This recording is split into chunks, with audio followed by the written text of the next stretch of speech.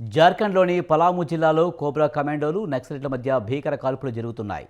209 battalion of cobra కమాండోలు combing నిర్వహిస్తుండగా అడవిలో నక్సలైట్లు తారసపడ్డారు. దీంతో కోబ్రా కమాండర్లు నక్సలైట్లపై కాల్పులు జరిపారు. ఇప్పటివరకు ఒక నక్సలైట్ మరణించాడు. ఎన్కౌంటర్ కొనసాగుతుండటంతో మృతుల సంఖ్య మరింత పెరిగే ఛాన్స్ ఉంది. నక్సలైట్ల నుంచి ఐఎన్ఎస్ రైఫిల్స్ను స్వాధీనం చేసుకున్నట్లు పోలీసులు తెలిపారు.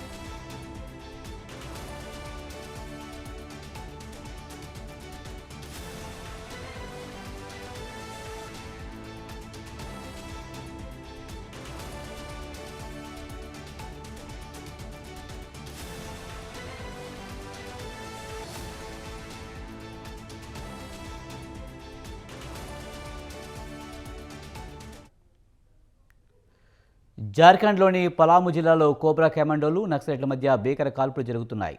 209 బెటాలియన్ ఆఫ్ కోబ్రా కమాండోలు కూంబింగ్ నిర్వహిస్తుండగా అడవిలో నక్సలైట్లు తారసపడ్డారు. దీంతో కోబ్రా కమాండర్లు నక్సలైట్లపై కాల్పులు జరిపారు.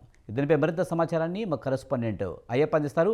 అయ్యప్ప, జార్ఖండ్లో నక్సలైట్లకు అలా కమాండర్లకు మధ్య జరిగిన ఎన్కౌంటర్కి సంబంధించి పూర్తి సమాచారం ఏంటి? జార్ఖండ్ లోని పలమూరు జిల్లాలో కోబ్రా కమాండర్లు నక్సలైట్ మధ్య భీకర ఎన్కౌంటర్ అయితే చోటు చేసుకుంది. ఇప్పటికే అక్కడ ప్రాంతంలో ఒక మావోయిస్ట్ అయితే మృతి చెందినట్టు మనకి సమాచారం అందుతుంది. 209 బెటాలియన్ ఆఫ్ బ్రో కమాండ్లు కుమ్మింగ్ నిర్వహిస్తుండగా నక్సలైట్లు అయితే తారసపడ్డారు. ఈ నేపథ్యంలోనే అక్కడ పోలీసులకి ఇటు మావోయిస్టులకి అయితే ఎన్కౌంటర్ చోటు చేసుకుంది. ఇప్పటికే ప్రస్తుతం అయితే కాన్పూర్ అయితే కొనసాగుతున్న పరిస్థితి అయితే ఉంది. అక్కడ ఆ నక్సలైట్ మృతదేహంతో పాటు ఐఎన్ఎస్ఎస్ఏ ఆటోమేటిక్ రైఫిల్ కూడా స్వాధీనం చేసుకున్న పరిస్థితి అయితే ఉంది. ఇప్పటికే మావోయిస్టులు గత కొద్ది రోజుల క్రితం కూడా 10 మంది మృతి చెందిన సమాచారం మనకు తెలిసిందే. తెలంగాణ సంబంధించిన ముఖ్య నేతలు అయితే అందులో చనిపోయిన పరిస్థితి అయితే ఉంది.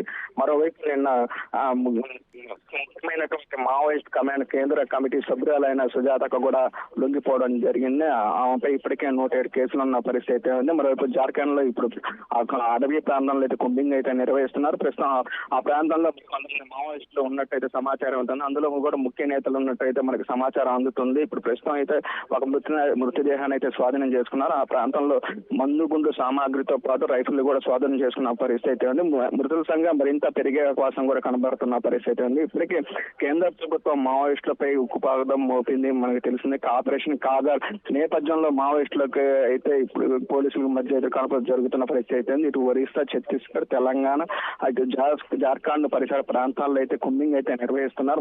మావోయిస్టు ఏరివేతల్లో భాగంగా 2026 వరకు పూర్తిగా మావోయిస్టులు అయితే నిర్మూలన చేస్తామని కూడా కేంద్ర ప్రభుత్వం ప్రకటించిన సంగతి తెలిసిన విషయం స్వయంగా ట్విట్టర్ ద్వారా కూడా తెలియజేసిన పరిస్థితి అయితే. మరోవైపు మావోయిస్టులు పెద్ద ఎత్తున అయితే లొంగిపోతున్న పరిస్థితి నేపథ్యంలో ఈ రోజు మావోయిస్టులపై మోపుతున్న పరిస్థితి అయితే. జార్ఖండ్ అడవి ప్రాంతంలో అయితే కుమ్మింగ్ అయితే జరుగుతున్న పరిస్థితి అయితే. మరికొంత మావోయిస్టులు అయితే అక్కడ ఉన్నట్టయితే సమాచారం అందుతుంది. వాళ్ళు కూడా గాలింపు చర్యలు అయితే చేపడుతున్నారు. విజయ్, అయ్యప్ప, ఈ భారీ ఎన్కౌంటర్లో ఒక నక్సలైట్ చనిపోయినట్టుగా తెలుస్తుంది. మరి ఇంకా ఈ ఎన్కౌంటర్ కొనసాగుతున్నట్టుగా తెలుస్తుంది. మరి మృతుల సంఖ్య ఇంకా మరింత పెరిగే అవకాశం ఉందా?